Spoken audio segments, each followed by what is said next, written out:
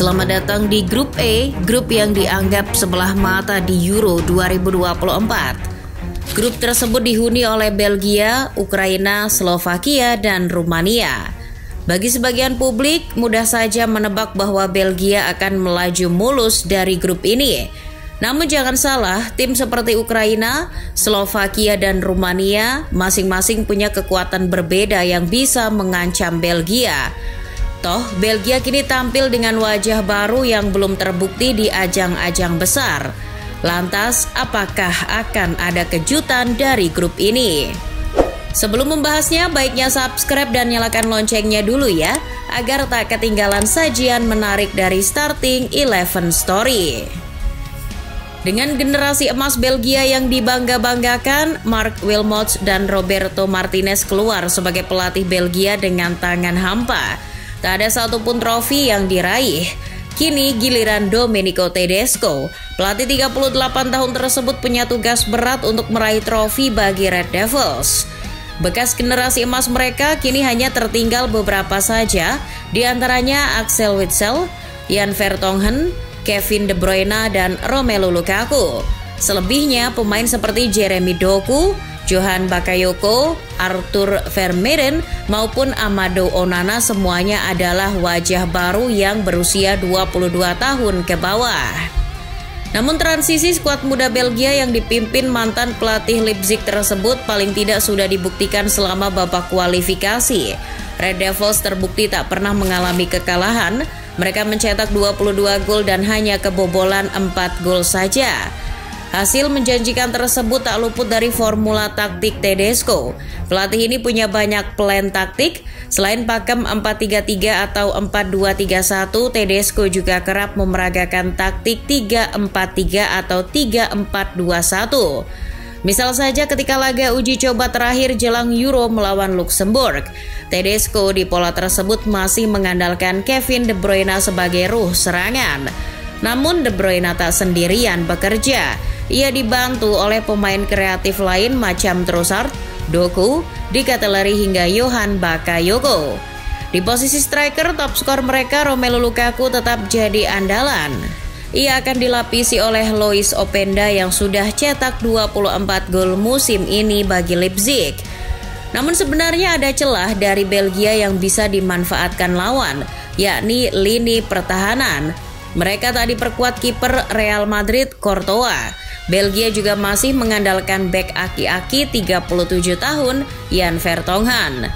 Namun Tedesco mengaku siap bertanggung jawab soal komposisi lini belakangnya tersebut.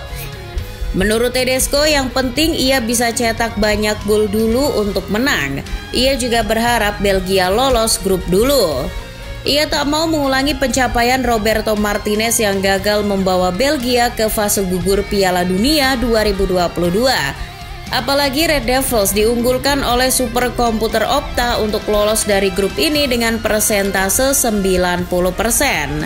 Lawan terberat Belgia di grup ini adalah Ukraina. Meski lolos ke Euro 2024 lewat babak playoff, pasukan Sergio Rebrov dijagokan superkomputer Opta untuk menemani Belgia lolos dari grup ini dengan persentase 69,9%. Cukup beralasan, mengingat selain punya materi pemain yang terbilang oke, Ukraina di edisi terakhir Euro 2020 juga punya pengalaman mampu melenggang hingga babak perempat final. Di tangan pelatih baru Sergei Rebrov, Ukraina siap jadi kuda hitam. Mereka punya modal untuk jadi kuda hitam. Di antaranya mereka punya striker top skor La Liga musim ini, Artem Dovbyk. Dovbyk akan dibantu rekan satu timnya di Girona, Viktor Sigankov, juga Eldirgat Mikhailo Mudryk. Di lini pertahanan ada beberapa bek dari klub Liga Inggris seperti Zabarnyi, Mikolenko hingga Zinchenko. Kekokohan barisan pertahanan Rebrov tersebut sudah terbukti saat menahan imbang Jerman 0-0 di ajang uji coba jelang Euro. Belum lagi di bawah Mister nanti akan dijaga kiper Real Madrid Andre Lunin. Sejak ditangani Rebrov tahun 2023 lalu, Ukraina jadi tim yang tampil lebih agresif saat menyerang.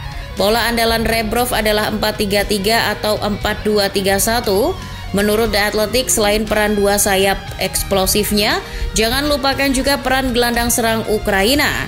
Di posisi tersebut, Rebrov selalu mengandalkan bintang 21 tahun asal Shakhtar yakni Herohi Sudakov.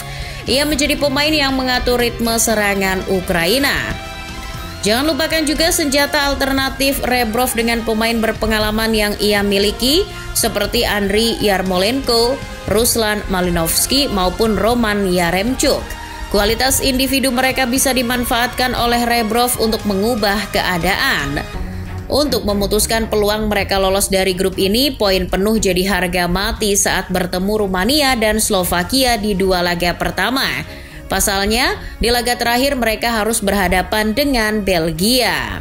Namun hal tersebut bukan pekerjaan mudah bagi Ukraina. Rumania sebagai lawan pertama mereka adalah ancaman nyata di grup ini. Lihat saja mereka lolos ke Euro 2024 kali ini dengan menduduki puncak klasemen. Di bawah pelatih Edward Lordanescu, Rumania berniat mengulang kisah sukses mereka di Euro 2000 saat melenggang hingga perempat final. Saat itu Rumania bahkan sanggup mengalahkan Inggris. Rumania punya alasan untuk mengulangi kisah sukses tersebut. Mereka punya kekuatan yakni lini pertahanannya. Mereka selama babak kualifikasi hanya kebobolan 5 kali saja. Menurut analis, angka kebobolan Rumania hanya 0,50 gol per laga, hanya kalah dari Portugal dan Prancis. Inti dari pertahanan kokoh tersebut adalah dua bek tengah mereka yakni Radu Dragusin dan Andrei Burka. Mereka selalu jadi starter di 10 laga Rumania di babak kualifikasi. Rumania dalam bermain sering menumpuk banyak pemain di belakang dan tengah dengan pola 4-1-4-1. Ukraina bisa kesusahan dengan taktik ala Lordanescu ini. Rumania sering bermain menunggu, mereka kerap kali mengincar hasil seri. Lordanescu sadar diri tak punya kekuatan mumpuni untuk ciptakan banyak gol.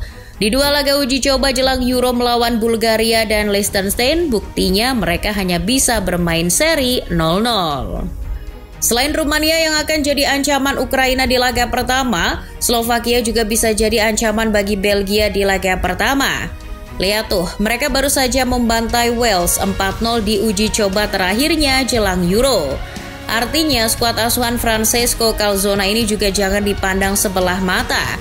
Mereka siap tempur meski tak diunggulkan. Menurut superkomputer Opta, Slovakia diprediksi hanya akan jadi juru kunci grup dengan persentase kelolosan 51,5%. Padahal, Slovakia punya beberapa keunggulan termasuk pemain berpengalaman yang mereka miliki. Di lini belakang mereka akan dikomandoi bek PSG Milan Skriniar. Ia akan dibantu bek kokoh Feyenoord musim ini David Hansko. Di bawah Mister juga ada kiper Newcastle Martin Dubravka. Lalu di lini tengah dua pemain senior Ondrej Duda dan Juraj Kucka masih akan jadi andalan. Di lini depan kekuatan mereka akan bertumpu pada striker Boavista Robert Bozenic. Dengan racikan andalan Calzona 4-3-3, Slovakia di babak kualifikasi Euro terbukti hanya kalah 2 kali saja, itu pun saat melawan Portugal. Selebihnya mereka menang dan tak pernah seri. Artinya Belgia juga harus waspada, lengah sedikit Slovakia berpeluang curi poin dan akan mengubah peta persaingan di grup ini. Ya, melihat berbagai ancaman dari Slovakia, Ukraina maupun Rumania, Belgia harusnya jangan terlalu jumawa. Mereka siap menghukum Belgia kapanpun jika terlalu meremehkan. Kalau menurut Football Lovers, apakah Belgia akan tetap lolos dengan mudah dari grup ini? Atau jangan-jangan justru tim lain yang akan lolos?